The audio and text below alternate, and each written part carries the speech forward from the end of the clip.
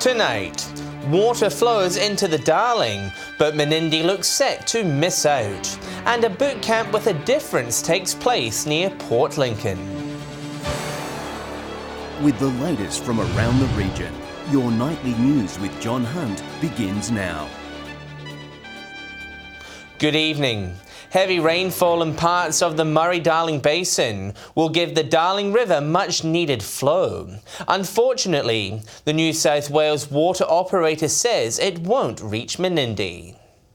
After 94 millimetres of rain poured down on Bourke over the weekend, something remarkable happened. For the first time in 443 days, water flowed over the Bourke Weir into its Weir pool. It gives you an indication of the intensity of the drought in that part of New South Wales. On the back of these flows in that part of the Darling, the New South Wales government has enforced a pumping restriction. The embargo means irrigators with Class A, B and C licences cannot extract any water. The restriction in place until the end of the year, with severe penalties to those who breach it. Can only be accessed for town supply and for critical stock use for stock and domestic licence holders. Water New South Wales hopes the water flows can replenish drought-stricken towns like Louth and Tilpa, but it says it's very unlikely to make the 300-kilometre journey to Menindee. The worsening drought expected to rapidly soak up the water. While some of these rain events were very significant, they were localised and they occur in a very wet catchment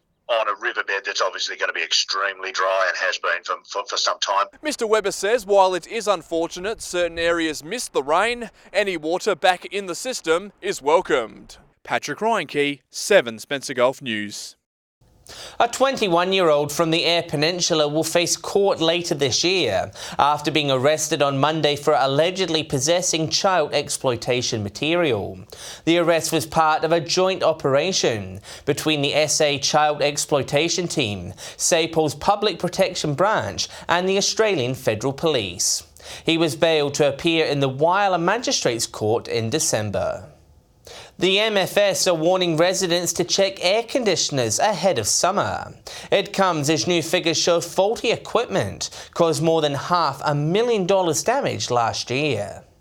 Engulfed in flames with toxic smoke filling the house, this demonstration shows the danger of a faulty air conditioner.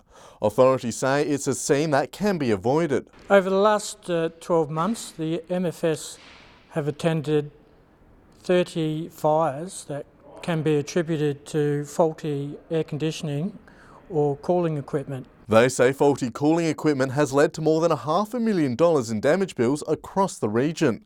And with temperatures rising, fireys are urging residents to be careful before they switch on the aircon. The MFS recommends that people have their air conditioners and portable cooling equipment serviced by a qualified licensed technician. Authorities say they receive dozens of call-outs across our region each year. They should be cleaning combustible dust out of the units and making sure that the air filters are cleaned and the equipment is operating correctly. The MFS also say it's crucial to never leave cooling equipment unattended and to ensure it's out of reach of children. This is a good opportunity to also ensure that you have working smoke alarms in your household. Nathan Rector, 7 Spencer Gulf News. Police are urging the region's farmers to lock up their equipment and protect it from theft. It comes after a spike in stolen items during last year's harvest. A busy time of year for our local farmers with harvest in full swing. Police are reminding those to remain vigilant and protect their equipment. Farming equipment left out in paddocks. So what we're asking farmers to do is making sure that they target harden their equipment. The warning comes after the region was targeted in last year's harvest. Particularly in the York Peninsula and also across through the Clare and Plains areas. And also in some pockets of the mid-north. Items such as UHF radios, auto steer equipment and GPS units were stolen. Obviously has value for some people and they do target these because it's, a lot of the time left unattended and not guarded in paddocks. And they say fuel theft is also a big issue. Historically, we do see this time of year a lot of fuel being stolen from farming equipment, so another reason for people to be vigilant about their property. Police also say there's been a recent spike in number plate thefts across the region. They're often used to conceal other vehicles and commit crimes such as fuel thefts, robberies and those sort of things. Police say the RAA offers a plate-safe device, which are screws that are one-way screws that can be put in easily, but are obviously more difficult to remove, target hardening the number plates. Shari Hams, 7 Spencer Gulf News. Still to come tonight, Port Lincoln youth train with the Army, and a group of Port Augusta residents getting behind Movember.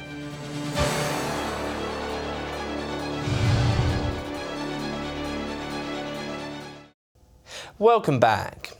A dozen Indigenous youths from Port Lincoln were put through their paces today, alongside the Australian Army. The exercise is aimed at building resilience within the new recruits. This pristine coastline near Port Lincoln turned into an army boot camp.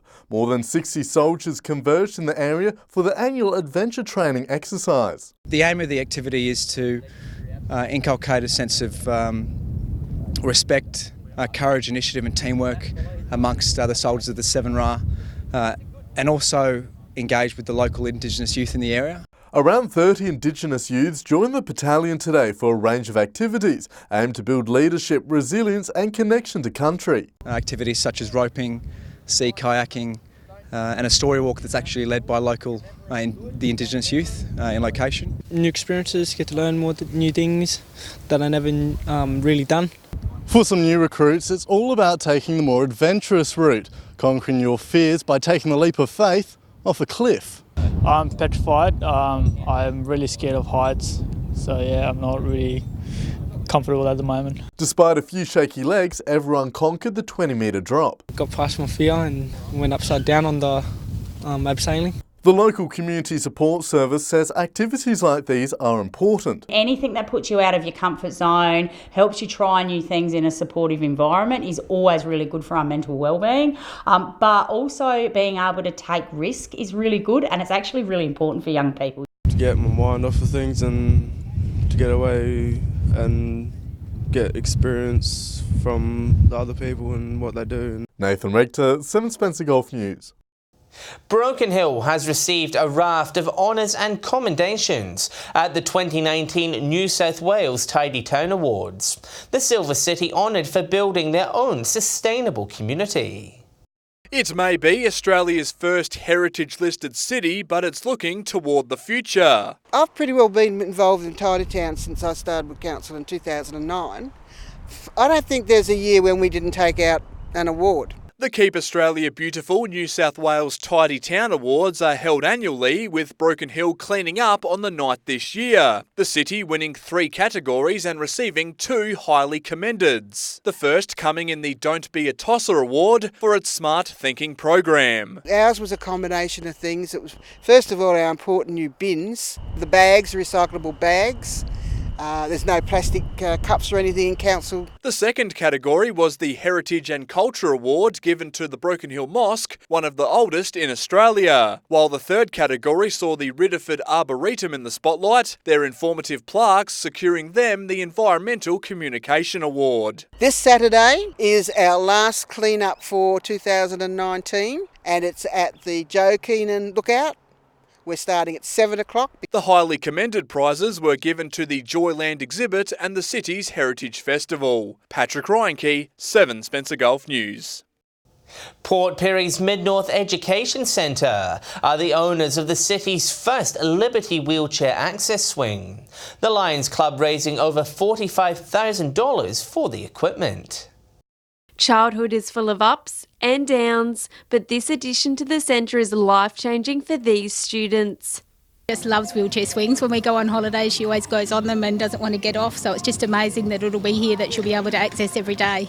A large crowd gathered to celebrate the opening of the $60,000 Liberty swing. 2018, we decided to do it, and then within 12 months we raised $45,000 for the introduction of the swing. The Lions Club approached me, able to write a letter to the Premier, Stephen Marshall, explaining the situation, and he was able to allocate $10,000 towards this project here. The Lions Club has welcomed the project, encouraging other regional communities to take note.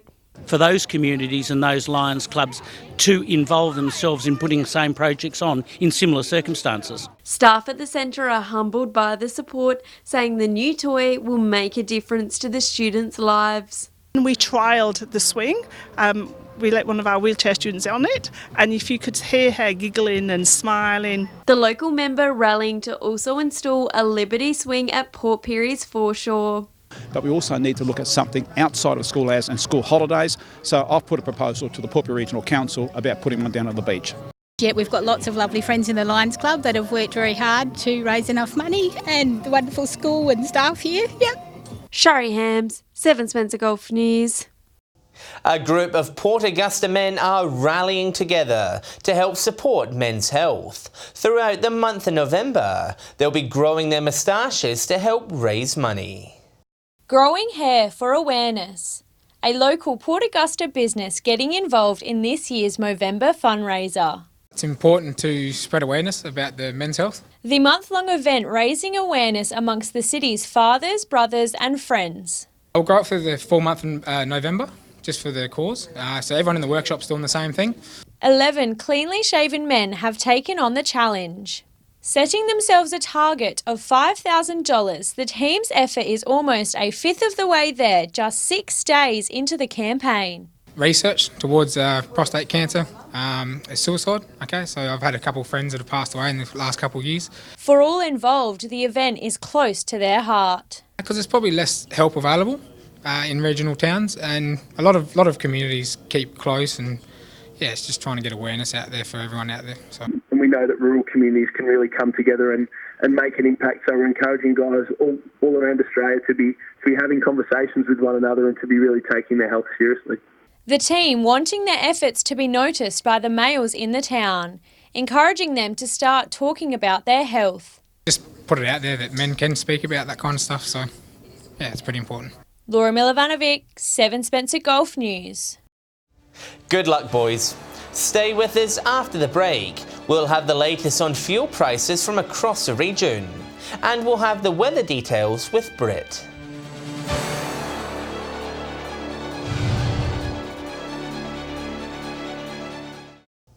Hello again. The Wadlata Outback Centre has entered the Hall of Fame in TripAdvisor's Certificate of Excellence. It's the second Port Augusta business to achieve this prestigious honour. A Port Augusta attraction gaining recognition from a worldwide site. Wadlata Outback Centre has now entered the TripAdvisor's Hall of Fame. You have to consistently get 4- and 5-star ratings throughout the year, so you always have to be a positive rather than a negative. The Outback Centre is just the second business in the city to enter the Hall of Fame. It's handed out to those who continually show commitment to hospitality. What it means is 5 consecutive years of consistent high ratings from travellers.